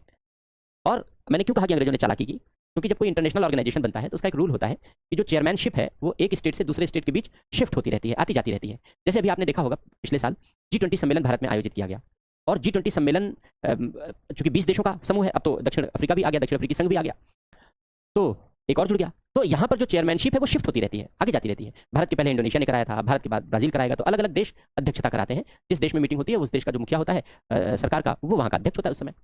लेकिन अंग्रेजों ने बदमाशी क्या की? उन्होंने ये कहा कि जो राष्ट्रमंडल संघ होगा, कॉमनवेल्थ एसोसिएशन होगा, उसका हमेशा अध्यक्ष आजीवन चेयरमैन अंग्रेजी ताज होगा, ब्रिटेन का ताज होगा। बेसिकली अंग्रेजी ये बताने चाहते थे कि तुम हमारे गुलाम रह चुके हो, यह अभिव्यक्ति देना चाहते हैं उन देशों के साथ। तो गलत बात है, लेकिन अब चूंकि भाई विकसित देश थे, भारत बेहद गरीब था उस समय, इतनी सोचने समझने की ताकत नहीं थी हमारे पास, और हमें लगा कि इंटरनेशनल लेवल पर औरों से रिलेशन बनाने के लिए और आगे बढ़ने के लिए ये सब काम आएंगे, लेकिन कोई कोई काम नहीं आया। लेकिन फिलहाल सोचा यही गया, चलो आगे बढ़ते हैं। तो केसी वेयर वही कॉमनवेल्थ देशों के कॉन्स्टिट्यूशन वगैरह पढ़ाया करते थे, तो उन्होंने भारत के बारे में जब कमेंट किया तो भारत के संविधान को उन्होंने अपनी बुक में अर्धसंघ लिख दिया, क्वाशी फेडरल लिख दिया, यानी आधा संघ नहीं बल्कि संघ जैसा। अर्धसंघ मतलब संघ जैसा है, यानी भारत संघ नहीं है, भारत फेडरल नहीं है, बल्कि वो संघीय जैसा है, क्वाशी फेडरल है, संघीय जैसा है, कहने का आशय ये है। अब उन्होंने ऐसा क्यों कहा? उन्होंने अपनी बुक में कोई एक्सप्लेनेशन नहीं दिया, कोई सफाई नहीं दी।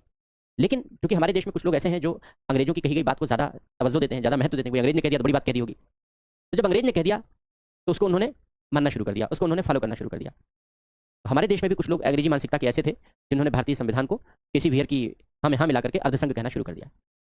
लेकिन ये तर्क उचित नहीं है, क्योंकि भारतीय संविधान संघ जैसा नहीं है। अब लोग इसकी सफाई में ये कहने लगे, अपनी बात को सही साबित करने के लिए, अंग्रेजों को सही साबित करने के लिए, अपनी बात नहीं बल्कि अंग्रेजों को सही साबित करने के लिए, कि केसी वियर ने जब संघीय प्रणाली का परीक्षण किया तो उन्होंने अमेरिका को संघीय प्रणाली का क्लासिक एग्जाम्पल मान लिया, शास्त्रीय उदाहरण मान लिया, सबसे पुराना उदाहरण मान लिया। क्योंकि अमेरिका विश्व का पहला देश है जिसने संघीय प्रणाली को जन्म दिया, फेडरल सिस्टम को जन्म दिया। तो अमेरिका की संघीय प्रणाली को एक आदर्श मान करके विश्व की अन्य देशों की प्रणालियों का परीक्षण किया जाए। लेकिन ये तो गलत बात है, क्योंकि अमेरिका में जो संघीय प्रणाली जन्मी वो किसी के चिंतन का परिणाम था क्या? ना। वो किसी के अध्ययन और शोध का परिणाम था क्या? बिल्कुल नहीं। वो तो परिस्थितियों की उपज था, और परिस्थितियों में उनका स्वार्थ था, प्रांतों का स्वार्थ था, क्योंकि वो इतने सक्षम नहीं थे कि वो लड़ पाते। इसलिए उन्होंने कहा मिलकर लड़ते हैं, मिलकर पटकते हैं यूरोपीय देशों को। इस नजरिए से जो कॉन्सेप्ट शुरू किया गया, बिना किसी चिंतन, बिना किसी शोध, बिना किसी अध्ययन के, आप उस चिंतन को पूरे विश्व के लिए आइडियल कैसे मान सकते हैं कि जो अमेरिका ने जो मॉडल डेवलप कर दिया वही सबसे आइडियल मॉडल है? ऐसा नहीं हो सकता। थॉट अच्छा है, अमेरिका ने जिस थॉट को डेवलप किया वो थॉट अच्छा है, लेकिन उस थॉट को जैसे अमेरिका की परिस्थिति में अपनाया गया, वैसे ही हर देश अपनी अपनी परिस्थिति को के अनुसार अपनाएंगे, हर देश अपनी अपनी परिस्थिति के अनुसार उसको फॉलो करेंगे। जैसे उदाहरण के तौर पर, जब अमेरिका में प्रांतों को इतनी आजादी मिल गई, क्योंकि केंद्र को शक्तियां कम दी गई, सारी पावर प्रांत ने रख ली, नतीजा ये हुआ कि कुछ ही समय बाद अमेरिका में गृह युद्ध छिड़ गया, क्योंकि प्रांत स्वतंत्र थे, राज्य आजाद थे, केंद्र का कोई अंकुश नहीं था, तो अमेरिका गृह युद्ध का शिकार हो गया। बाद में जब कनाडा अमेरिका के बगल में ही है, बाद में जब कनाडा ने अपना संविधान बनाया आजादी मिलने के बाद, तो कनाडा को लगा कि संघीय प्रणाली तो अच्छी चीज है, हम भी अपना सकते हैं। लेकिन अगर अमेरिका की तरीके से हमने राज्यों की आजादी अपना ली तो हमारे यहाँ भी ऐसे गृह युद्ध छिड़ेगा जैसे अमेरिका में गृह युद्ध छिड़ा हुआ है। नतीजा ये हुआ कि फ्रांस ने तय किया कि नहीं, एक मजबूत केंद्र वाली व्यवस्था अपनाना ही सही होगा, जिससे कि अगर कोई राज्य आपस में इस तरीके से झगड़ा करें या विखंडन के लिए प्रयास करें तो केंद्र मजबूती से उनका सामना कर सकें। तो पहली बार कनाडा ने यह बताया कि भाई एक मजबूत केंद्र वाली व्यवस्था होनी चाहिए। हमने भी फिर उसी मजबूत केंद्र वाली व्यवस्था को अपने यहाँ अडॉप्ट कर लिया, हमने भी उसी व्यवस्था को अपने यहाँ अडॉप्ट कर लिया, एक मजबूत केंद्र वाली व्यवस्था को। तो अमेरिका का संविधान संघीय है और हमारा अर्धसंघ हो गया। गजब का कॉन्सेप्ट है भाई ये तो। जैसा कनाडा का संघ है, कनाडा ने एक मजबूत केंद्र वाली व्यवस्था अपनाई है, उसको टिप्पणी लिखते हुए कहते हैं फेडरल है, और हमने वही व्यवस्था अपने देश में अपना ली, हमारी व्यवस्था को टिप्पणी करते हुए कहते हैं क्वाशी फेडरल है। ये तो गजब का कॉन्सेप्ट है, ऐसे तो काम नहीं चलेगा, ये तो घटिया है, ये तो गलत बात है, ये तो गलत तरीके से एक्सप्लेन किया गया है। इसीलिए केसी वियर की बात को हम महत्व नहीं देते। हालांकि हमारे यहाँ कुछ लोग हैं जो महत्व देते हैं, क्योंकि अंग्रेजी मानसिकता के लोग हैं, अंग्रेजी चाटुकार लोग हैं, उन्हें लगता है कि नहीं अंग्रेज कह गया तो ठीक कह गया। बात सुप्रीम कोर्ट तक पहुंची, लेकिन सुप्रीम कोर्ट ने क्लियरली कह दिया कि भारतीय संविधान संघीय है, फेडरल है। भारतीय संविधान अर्धसंघ जैसा कुछ भी नहीं है, फेडरल है, और फेडरल कॉन्स्टिट्यूशन भारतीय संविधान का बेसिक स्ट्रक्चर है। तो सुप्रीम कोर्ट ने अंततः ये टिप्पणी करके इस तरीके के विवादों को हमेशा के लिए खत्म कर दिया। लेकिन अब हमारे लिए प्रश्न ये उत्पन्न होता है कि अर्धसंघ कहने के पीछे की सोच क्या थी, अर्धसंघ कहने के पीछे क्या तर्क थे? क्योंकि केसी वियर ने तो नहीं बताया कि भारत क्यों अर्धसंघ है। हमारे यहाँ के लोग केसी वियर का सपोर्ट करने लगे कि नहीं ठीक कह रहा है भारत अर्धसंघ। क्या तर्क दिया गया उसके लिए? तर्क ये दिया गया कि भारतीय संविधान में जो संघीय प्रणाली के लक्षण है, संघीय प्रणाली के लक्षणों के साथ साथ एकात्मक प्रणाली के लक्षण भी पाए जाते हैं। एकात्मक प्रणाली के लक्षण भी पाए जाते हैं। एकात्मक प्रणाली का मतलब है केंद्र के पास ज्यादा पावर, प्रांतों की कमजोर शक्तियां। जो कि भारतीय संविधान में संघीय प्रणाली के साथ साथ एकात्मक लक्षण भी पाए जाते हैं, इसलिए इसे अर्धसंघ माना जाना चाहिए। लोगों ने यह तर्क देना शुरू किया केसी वियर के सपोर्ट में, क्योंकि केसी वियर ने तो कुछ नहीं कहा। लेकिन इस तर्क को स्वीकार नहीं किया जा सकता, क्योंकि यह तर्क भी घटिया तर्क है, बेकार का तर्क है। क्यों? क्योंकि एक मजबूत केंद्र वाली, जब एकात्मक लक्षण हम अपनाते हैं तो मजबूत केंद्र के लिए अपनाते हैं, और एक मजबूत केंद्र वाली प्रणाली भी फेडरल होती है अगर वो यूनियन प्रकार का है। तो हमने यूनियन प्रकार की प्रणाली अपनाई है जिसमें एक मजबूत केंद्र अपनाया है, और मजबूरी में अपनाया है, क्योंकि देश में विखंडनकारी ताकतों को रोकने के लिए मजबूत केंद्र जरूरी है, डॉक्टर अम्बेडकर ने कहा है। और ऐसी दशा में हमारा संविधान संघीय ही है, उसको अर्धसंघ यानी संघ जैसा नहीं कहा जा सकता। यह मिस इंटरप्रिटेशन है, ये संविधान की, भारतीय संविधान की गलत व्याख्या है।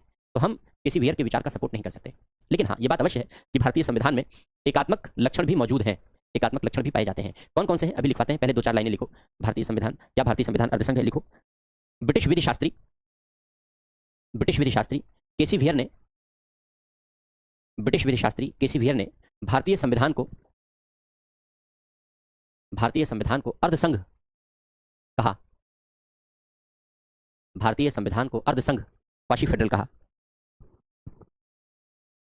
यद्यपि उन्होंने इसका कोई स्पष्टीकरण नहीं दिया।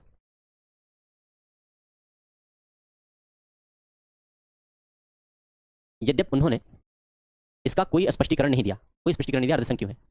यद्यपि उन्होंने इसका कोई स्पष्टीकरण नहीं दिया, फिर भी यह कहा जाता है कि भारतीय संविधान में एकात्मक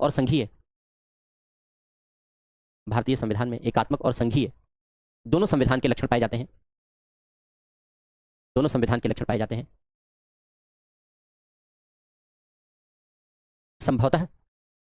संभवतः इसीलिए संविधान को अर्धसंघ कहा गया होगा। पैरा चेंज करके लिखो। किंतु यह तर्क उचित नहीं है। भारतीय संविधान के मूलभूत लक्षण संघीय हैं। फेडरल हैं। भारतीय संविधान के मूलभूत लक्षण संघीय हैं और एकात्मक लक्षणों का समावेश परिस्थितिवश इसलिए किया गया जिससे एक मजबूत केंद्र की स्थापना की जा सके।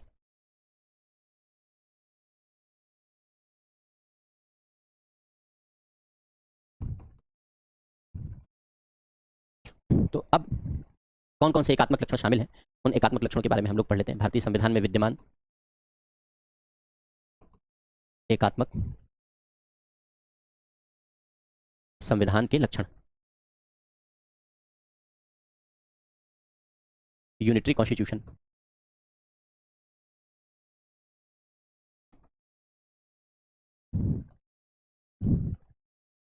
भारतीय संविधान में मौजूद यूनिटरी कॉन्स्टिट्यूशन एकात्मक संविधान के लक्षण। कौन कौन से एकात्मक संविधान के लक्षण हैं, उन्हीं की हम लोग चर्चा करेंगे। नंबर 1, एक संविधान है, क्योंकि हमने बताया दोहरा संविधान संघीय प्रणाली का लक्षण माना जाता है, लेकिन हमने एक संविधान अपनाया है जिससे पूरे देश में एकता अखंडता बनी रहे और पूरे राज्यों के शासन के बीच एक रूपता बनी रहे, कोई भेदभाव ना हो, नागरिकों के बीच भी कोई भेदभाव ना हो, भाईचारा बना रहे, इसलिए एकल नागरिकता अपनाई गई। तो एकल संविधान है।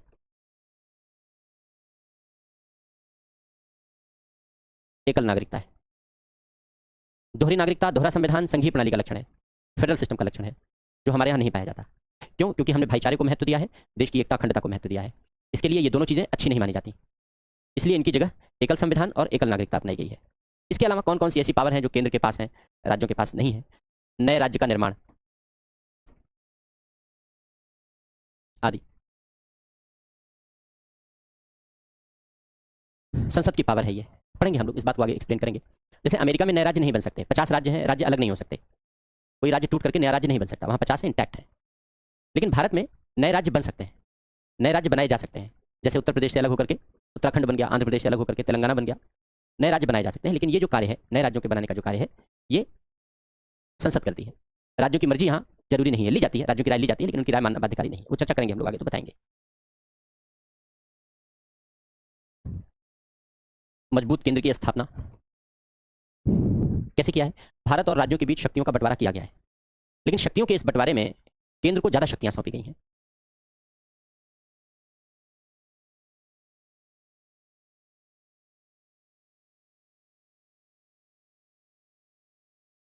सातवीं अनुसूची में है शक्तियों का बंटवारा, पढ़ेंगे हम लोग इस यूनिट में। तो शक्तियों के इस बंटवारे में केंद्र की ओर झुकाव है, केंद्र को ज्यादा ताकत दी गई है।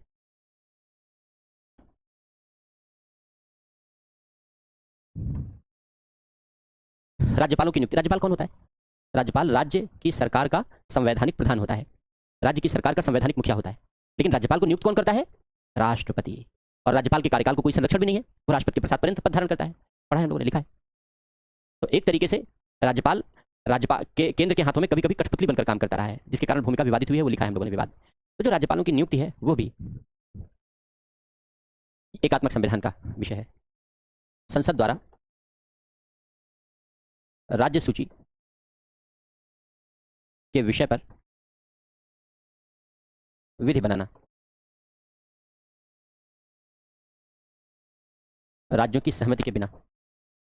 अगर राज्यों की सहमति से कानून बनता है, एक जगह बनता है, वो आगे बताएंगे आपको, लेकिन संसद के पास ये पावर है, संसद के पास ये अवसर है कि वह राज्य सूची के विषय पर राज्यों की मर्जी के बिना कानून बना ले। 3 तरीके की लिस्ट है, यूनियन लिस्ट, संघ की लिस्ट, जिसमें संसद कानून बनाती है, उन पर जो विषय लिखे गए हैं।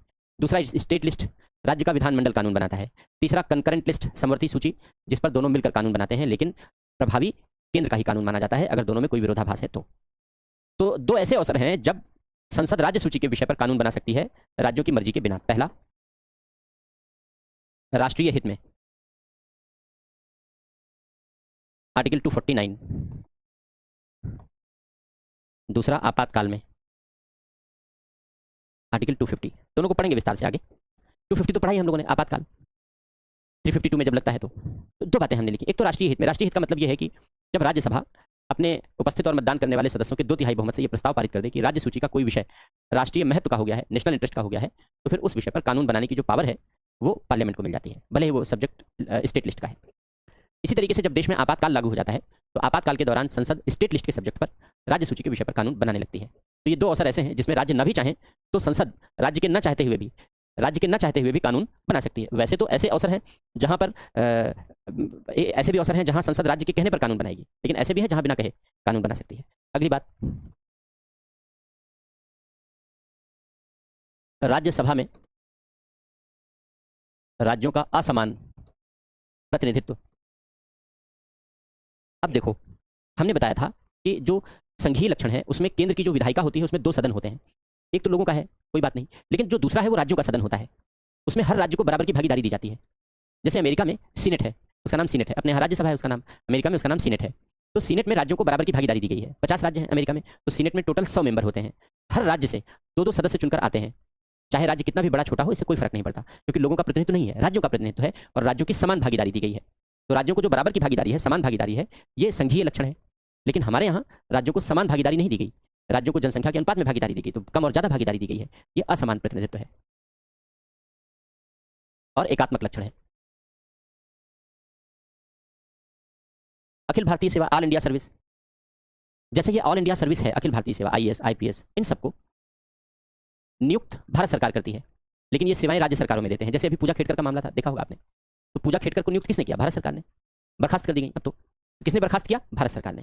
क्यों? क्योंकि नियुक्ति पदमुक्ति सब भारत सरकार करेगी, लेकिन इनकी तैनाती कहाँ की गई थी? महाराष्ट्र में। इनको अपना कैडर मिल गया था। तो जिस राज्य का कैडर मिल जाता है वे अपने राज्य में सेवाएं अर्पित करते रहते हैं।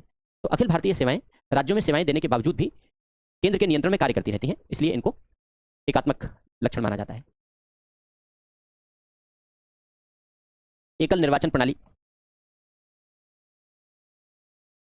लोकसभा नहीं, इसको ऐसे लिख लो, संसद और विधानमंडल,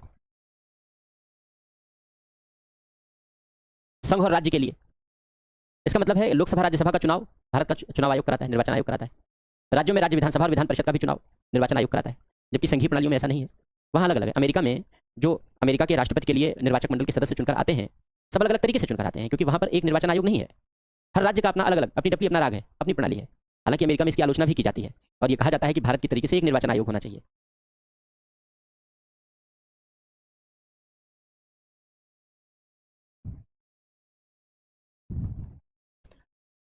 एकीकृत न्यायपालिका पढ़ा हम लोगों ने। ये सुप्रीम कोर्ट देश का सुप्रीम कोर्ट है, सर्वोच्च न्यायालय है। वो जो निर्णय दे देगा सभी राज्यों के लिए मानना बाध्यकारी होगा, कोई उस निर्णय को मानने से मना नहीं कर सकता।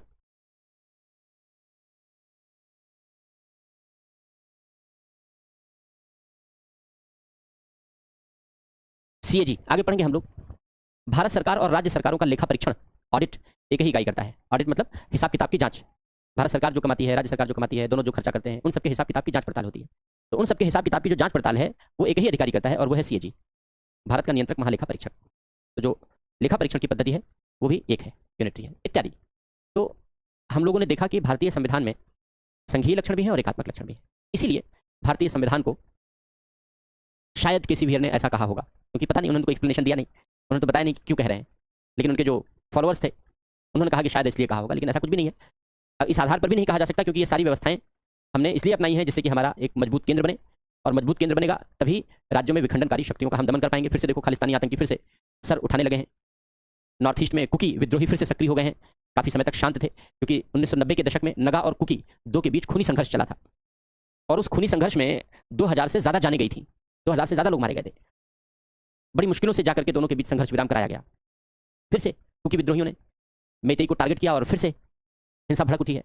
तो शांत करने की कोशिश की जा रही है, लेकिन बहुत आसान इसलिए नहीं होता क्योंकि हथियार गोला बारूद सब विदेशों से आते हैं इनके पास। पाकिस्तान के आतंकी संगठन देते हैं, चीन देता है, म्यांमार में अस्थिरता है, राजनीतिक अस्थिरता है, इसलिए आसानी से इनको टारगेट किया जाता है, आसानी से इनको हथियारों की, ड्रग की, तमाम चीज़ों की, नकली नोटों की, इन सब की तस्करी कराई जाती है और इसके माध्यम से क्योंकि सीमा पर बसे हुए लोग हैं तो इनको आसानी से गुमराह किया जा सकता है। तो ऐसी दशा में केंद्र एक मजबूती तरीके से निर्णय लेगा, प्रभावी भूमिका निभाएगा, तभी बात बन पाएगी। हालांकि इसमें बातचीत का रास्ता हमेशा ओपन होना चाहिए, शुरुआत बातचीत के ही जरिए करनी चाहिए, की भी जाती रही है। होपफुली इस समस्या का समाधान जल्दी निकलेगा क्योंकि नॉर्थ ईस्ट में केवल मणिपुर ही रह गया जो सबसे ज़्यादा अशांत है। और क्यों, इसके लिए मैं आपको एक फैक्ट केवल बताऊंगा, बाकी हम लोग जब इंटरनल सिक्योरिटी पढ़ेंगे तो वहाँ चर्चा करेंगे। जो द्वितीय प्रशासनिक सुधार आयोग ने अपनी रिपोर्ट दी, सरकारी रिपोर्ट है, द्वितीय प्रशासनिक सुधार आयोग ने अपनी रिपोर्ट दी, उस रिपोर्ट में उसने कहा कि अकेले मणिपुर में 17 से अधिक उग्रवादी संगठन काम कर रहे हैं, 17 से अधिक बड़े उग्रवादी संगठन, छोटे तो काउंट ही नहीं किए उसने। मणिपुर की आबादी कितनी है अब? लगभग 39 लाख के आसपास है, 40 लाख भी नहीं है, 40 लाख भी नहीं है, इससे बड़े तो कई जिले हैं उत्तर प्रदेश में, इतनी भी आबादी नहीं है, इतनी भी जनसंख्या नहीं है, और वहां 17 से ज्यादा बड़े उग्रवादी संगठन है। तो आप अंदाजा लगा सकते हो कि मणिपुर की हालत कितनी सेंसिटिव है, कितनी संवेदनशील है। और ये वो रिपोर्ट बता रहा हूँ जो सरकार के द्वारा 2005 में जो सेकंड ARC बनाया गया था, मनमोहन सिंह के प्रधानमंत्री थे तो उन्होंने द्वितीय प्रशासनिक सुधार आयोग का गठन किया था, उसने जो अपनी रिपोर्ट दी थी उस सरकारी रिपोर्ट के आधार पर बता रहे हैं 17 से अधिक उग्रवादी संगठन अकेले मणिपुर में काम करते हैं। तो चैलेंजेस हैं, बहुत है, लेकिन उन चैलेंजेस का सामना करने के लिए मजबूत केंद्र चाहिए, इसलिए ये विलक्षण अपनाए गए हैं। तो ये हो गया संघीय प्रणाली के बारे में एक पार्ट। फिर हमने कहा था यहाँ पर कि जैसे केसीवियर वाला, ये तो हमने एक्सप्लेनेशन कर लिया, जेनिंग्स की जरूरत नहीं है क्योंकि शक्तिशाली केंद्रीकरण की प्रवृत्ति वाला संघ है। मॉरिस जोन्स हमने बताया समझौतावादी संघवाद है, केवल गठबंधन के दौरान समझौतावादी संघवाद हो जाता है। जैसे अभी देख लो बार्गेनिंग की जा रही है। सहकारी संघवाद पर सबसे ज्यादा क्वेश्चन आते हैं क्योंकि यहीं से संघर्षात्मक संघवाद भी समय समय पर जन्म लेता है। इन सारी बातों की चर्चा हम लोग फिर आगे करेंगे, कल करेंगे। आज के लेक्चर को यहीं रोकते हैं, और कुछ डाउट हो अगर क्वेश्चन है तो पूछ लो, चैट ऑन करते हैं। क्वेश्चन ले लेते हैं आपके।